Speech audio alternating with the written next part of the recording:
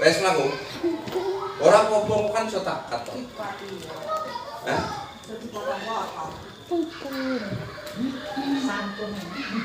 Baik, bismillahirrahmanirrahim. Assalamualaikum warahmatullahi wabarakatuh. Pada hari ini saya akan melakukan webinar yaitu kaitan dengan aksi nyata modul 1.4 yaitu budaya positif. Andi Kurniawan, CGP Angkatan 7 Kabupaten Magetan. Pertama-tama mari kita panjatkan puja dan puji syukur kepada Allah SWT karena di kesempatan pagi kali ini kita masih diberi keselamatan, keberkahan serta keselamatan dari Allah SWT. Dan tidak lupa selawat dan salam senantiasa kita junjungkan kepada Nabi besar kita Nabi Muhammad SAW, dan semoga kita mendapat syafaatnya di yaumul kiamah nanti. Baik Bapak Ibu yang saya hormati, kaitan hari ini adalah webinar di aksi nyata modul 1.4 yaitu budaya positif. Langsung saja Bapak Ibu, untuk materi kali ini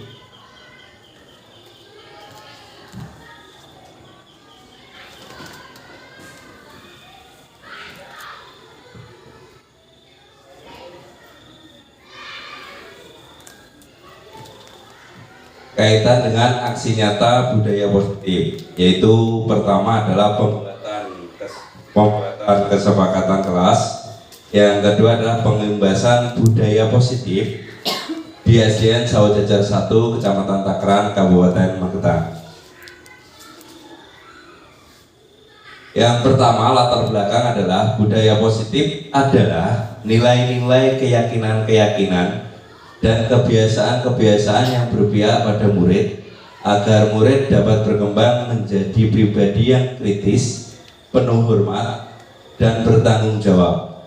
Salah satu unsur utama dari budaya positif adalah disiplin positif sebagai salah satu wadah menciptakan budaya positif yang berhubungan erat dengan tercapainya tujuan pendidikan sesuai dengan filosofis keadilan. Salah satu langkah untuk menimbulkan kembali disiplin positif tersebut adalah dengan membuat keyakinan atau kesepakatan kelas. Keyakinan kelas dipilih karena setiap tindakan atau perilaku yang kita lakukan di dalam kelas dapat menentukan terciptanya sebuah lingkungan positif. Perilaku warga kelas tersebut menjadi sebuah kebiasaan yang akhirnya membentuk sebuah wadah budaya positif. Untuk itulah diperlukan penciptaan keyakinan bersama di antara warga kelas. Ya, kaitan dengan latar belakang ini, di mana kita harus berpihak kepada murid, kaitan dengan budaya positif dan adalah sebuah disiplin positif untuk kita terapkan kepada murid-murid kita di kelas. Selanjutnya,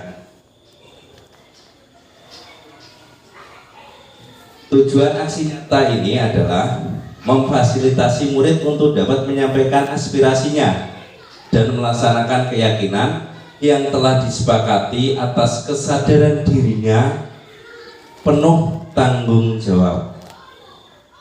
Jadi tujuan aksi nyata ini adalah kita memfasilitasi murid di kelas dengan kegiatan-kegiatan yang positif. Selanjutnya, timbulnya motivasi intrinsik dari murid untuk bersikap disiplin dalam meningkatkan pembelajaran di kelas. Selanjutnya, murid dapat tumbuh menjadi pribadi yang kritis, penuh hormat, dan bertanggung jawab, mewujudkan murid yang memiliki karakter positif yang sesuai dengan profil pelajar Pancasila. Tolak ukurnya di sini Bapak Ibu, untuk tolak ukurnya yaitu murid bertanggung jawab menjalankan keyakinan kelas yang telah disepakati. Yang kedua, timbulnya pembelajaran yang menyenangkan dari disiplin positif. Ketiga, timbulnya hubungan harmonis antara guru dan murid.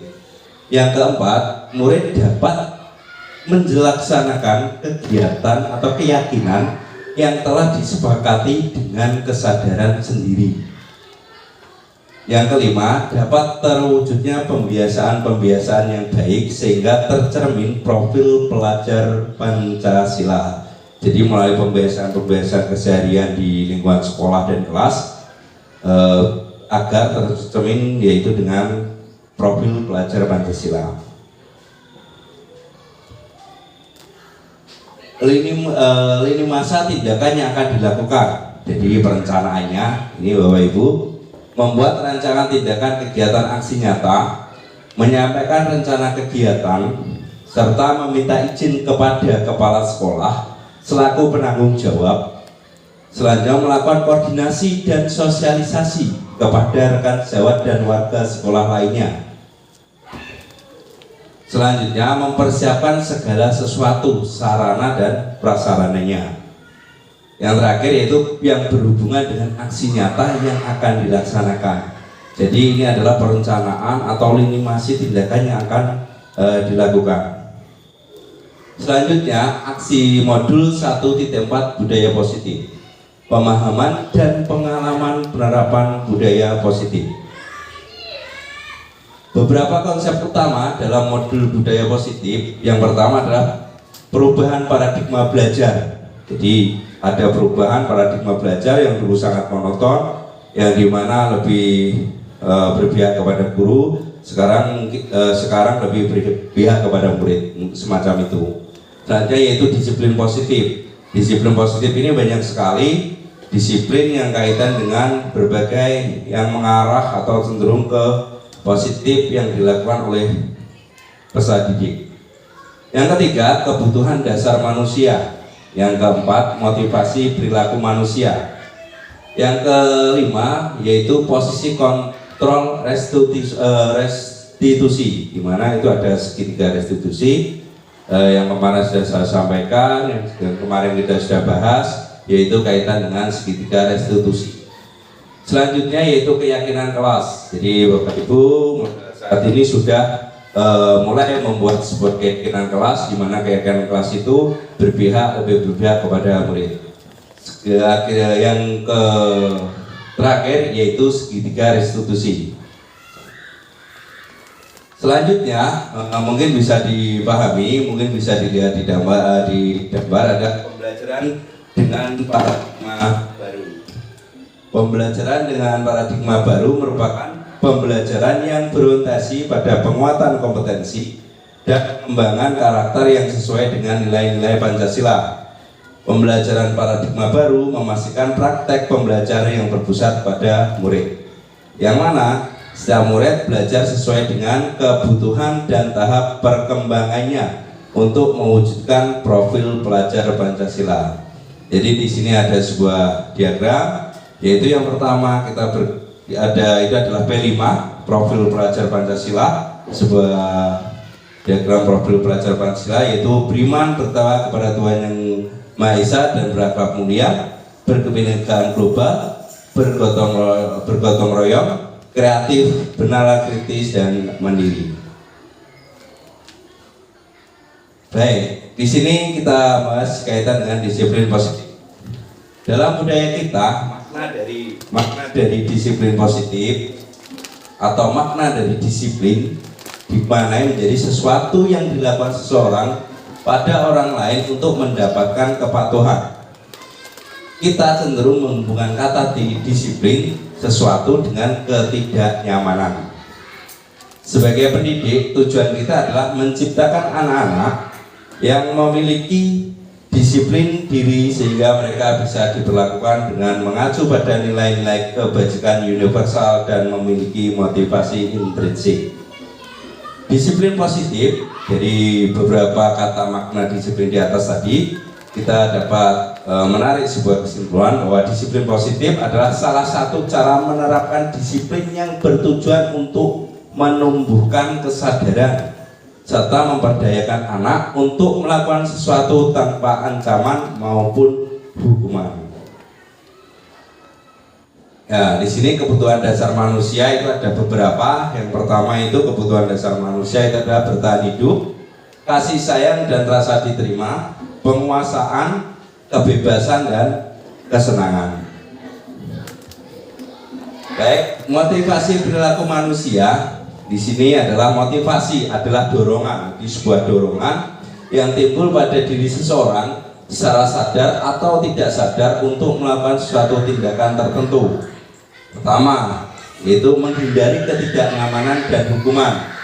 Murid melakukan disiplin diri karena takut dihukum. Ini merupakan motivasi intrinsik. Yang selanjutnya adalah mendapatkan imbalan atau penghargaan dari orang lain. Murid melakukan disiplin diri karena ingin mendapatkan imbalan. Ini merupakan motivasi ekstrinsik atau dari luar. Nah, yang selanjutnya adalah menghargai nilai-nilai kebajikan diri sendiri. Contohnya yaitu murid melakukan disiplin diri karena sadar akan nilai kebajikan dirinya. Ini merupakan motivasi intrinsik, yaitu dari dalam. Baik, konsep disiplin dengan konsep gagal semacam ini, hukuman. Jadi kita konsep disiplin tapi dengan konsep yang gagal. Ini adalah yang pertama, hukuman. Menyakitkan, tidak nyaman, mungkin murid takut, memaksa, murid menyembuhkan kesalahan, murid merasa rendah diri, semacam itu. Selanjutnya penghargaan. Itu kalau penghargaan ini tidak efektif, terus merusak hubungan, biasanya ada sifat iri, mematikan kreativitas, menghubung dengan sistem ranking, merampas hak menghargai dirinya, semacam itu sebuah penghargaan dengan konsep yang gagal. Selanjutnya konsep disiplin dengan konsep gagal itu ada konsekuensi, penguatan jangka pendek, perlu monitoring berkelanjutan, stimulus atau respon, murid menghormati peraturan, dan kehilangan waktu untuk merenungi kesalahan. Selanjutnya yaitu kaitan dengan restitusi. Restitusi yaitu murid bertanggung jawab untuk perilakunya. Fokus pada pemecahan masalah jangka panjang. Murid menghormati dirinya dan orang lain. Teori kontrol atau dirinya memegang kontrol. Dan yang terakhir adalah murid bersemangat memperbaiki kesalahannya. Macam itu. Baik. Selanjutnya yaitu konsep disiplin pendekatan restitusi, sebuah cara menanamkan disiplin positif pada murid. Pengertian restitusi, apa itu restitusi? Restitusi adalah sebuah proses menciptakan kondisi bagi murid untuk memperbaiki kesalahan mereka, sehingga mereka bisa kembali pada kelompok mereka dengan karakter yang lebih kuat. Jadi restitusi itu adalah prosesnya. Jadi proses menciptakan kondisi kembali untuk memperbaiki sebuah kesalahan, itu adalah restitusi. Ya, apa itu? Restitusi itu mempunyai ciri. Cirinya apa? Ciri restitusi adalah bukan menebus kesalahan, melainkan belajar dari kesalahan.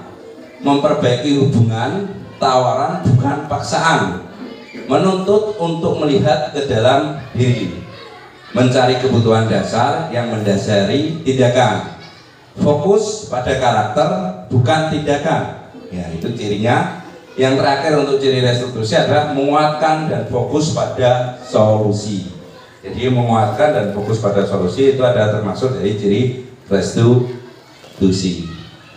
Baik, perbedaannya di sini contoh kasus siswa tidak mengerjakan PR. Ini terjadi pada beberapa di lingkungan kita sendiri, di sekolah kita sendiri, bahwa perbedaan contoh kasusnya adalah sering tidak mengerjakan PR. Hukumannya biasanya guru menghukum siswa tersebut lari keliling halaman 20 kali. Terus guru marah dan murid jadi takut. Konsekuensinya guru memberikan konsekuensi, itu kalau konsekuensi guru memberikan konsekuensi untuk mengerjakan PR-nya saat jam istirahat atau dengan mengerjakan sebanyak 5 kali lipat.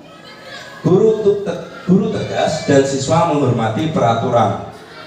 Restitusi itu untuk kaitan dengan siswa sering tidak mengerjakan PR, itu adalah guru menanyakan keyakinan kelas atau dirinya untuk membantu siswa menyelesaikan masalah.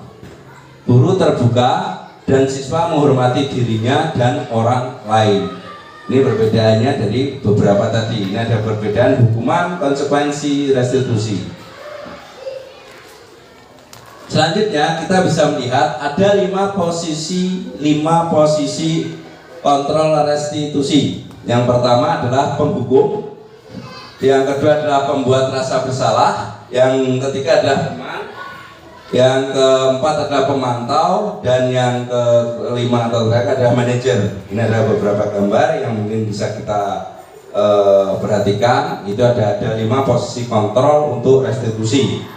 Jadi penghukum, pembuat rasa bersalah, teman, pemantau, dan manajer. Baik, selanjutnya contoh penerapan 5 posisi kontrol.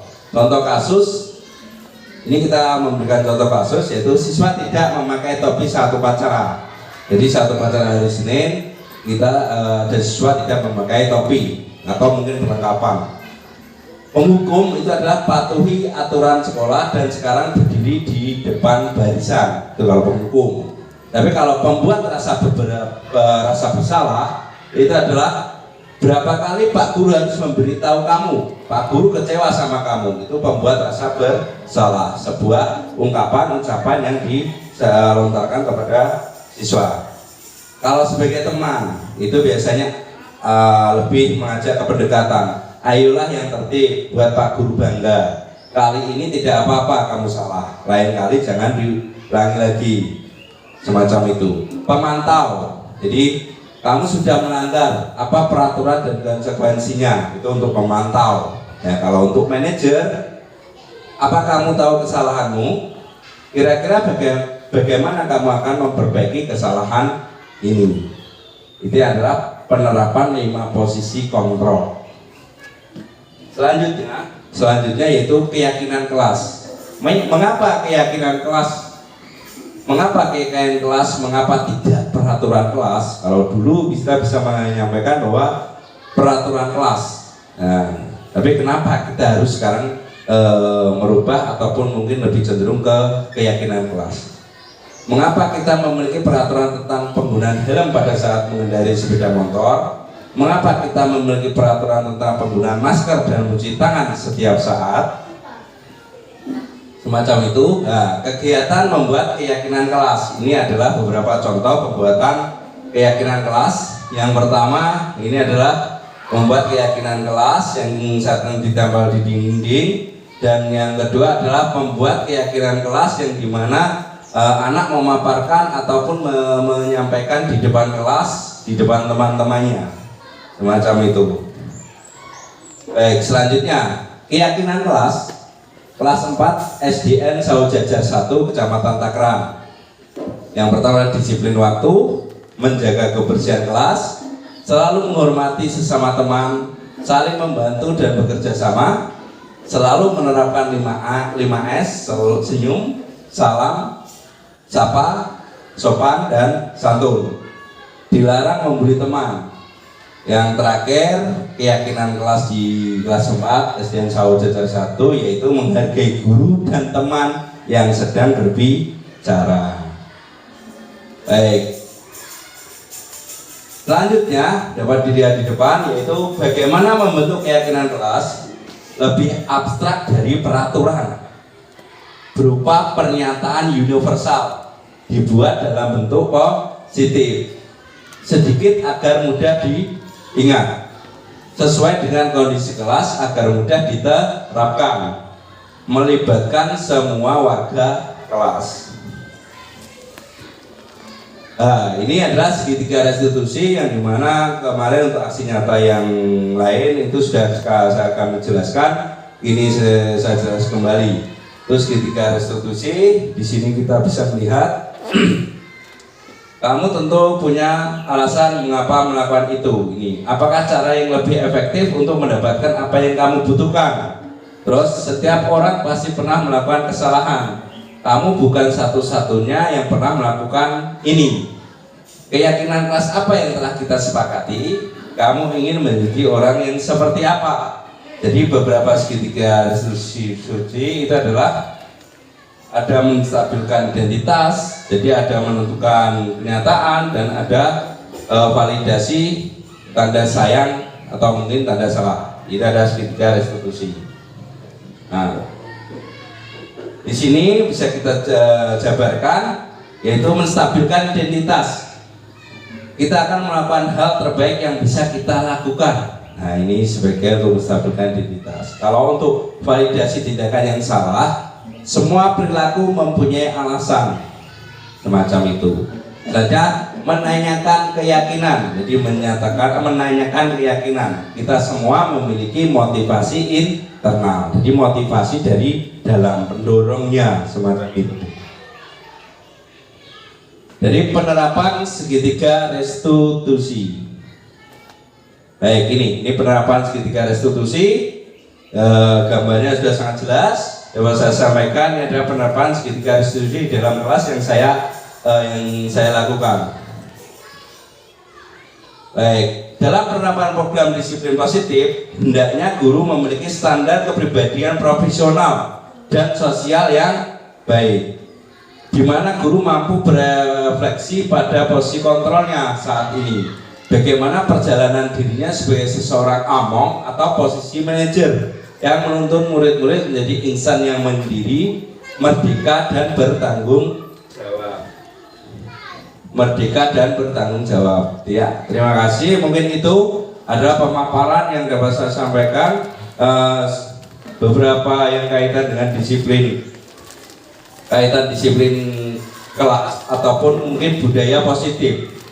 Yaitu untuk budaya positifnya, jadi mungkin ada beberapa pertanyaan atau mungkin yang mau ditanyakan untuk budaya positif kaitan beberapa yang ada di kelas. Cukup? Cukup ya? Baik, cukup. Baik, mungkin itu yang dapat saya sampaikan untuk kaitan dengan webinar kecil hari ini. Kurang lebihnya saya Andi Kurniawan, CGP Angkatan Kabupaten Magetan.